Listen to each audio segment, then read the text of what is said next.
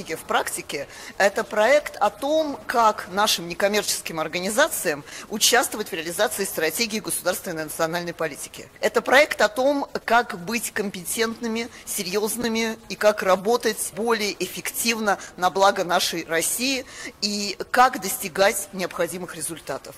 Мы продумали в рамках проекта и обсуждение стратегии, и повышение профессиональных компетенций, потому что у нас впервые в истории этнокультурного сектора люди из разных регионов приезжают друг к другу, обмениваются опытом, рассказывают о своей деятельности и получают уникальный опыт взаимодействия, гармонизации межнациональных отношений и построения проектов в этнокультурной сфере. У нас по федеральным округам идет участие, и в каждом федеральном округе, да, один регион. Сейчас у нас 6-я стажировка.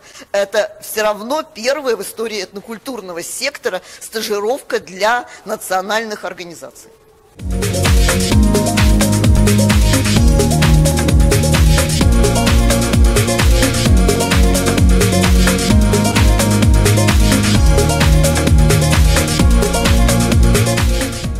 Мы очень рады, что проект «Этник», выездная программа проекта проводится у нас в Республике Саха-Якутия.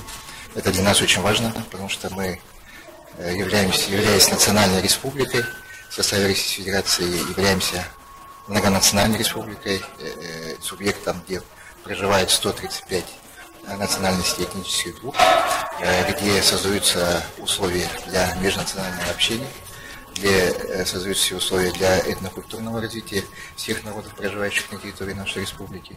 Проект всероссийский реализуется для того, чтобы дать понять всем народам нашей великой огромной страны о том, что мы единая нация, что в единстве мы сильны.